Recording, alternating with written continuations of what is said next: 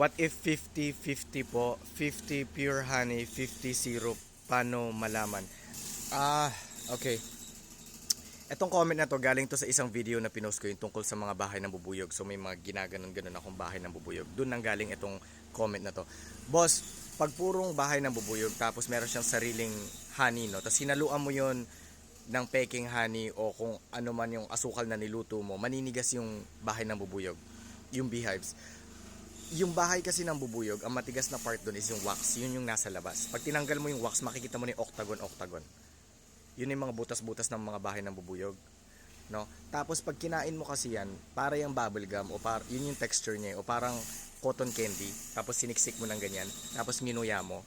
Ganon ang texture ng bahay ng bubuyog, ng honeycomb, no? Ngayon, pag hinaluan mo ng ibang ingredients yan, o hinaluan mo nagluto ka ng peking asukal o panutsa, tapos nilagay mo dyan para pandagdag, para madami, tapos lulukuhin mo yung taong bayan, maninigas yan, boss. Maninigas, hindi ganun ang texture niya.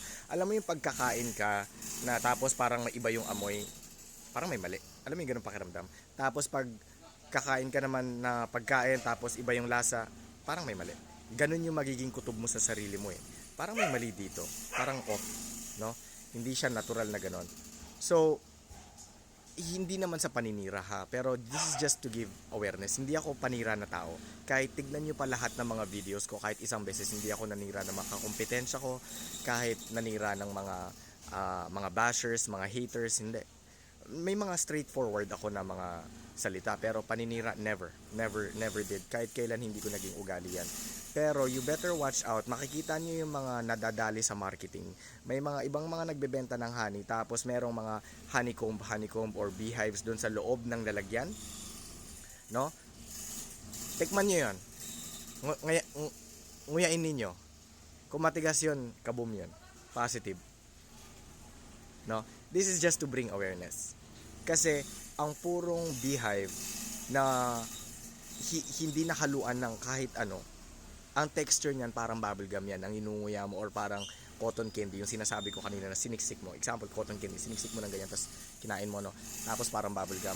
Ngayon, pag ninunguya mo ng ninunguya yan, mawawala yung lasa niya, tapos saka mo na pwedeng idura.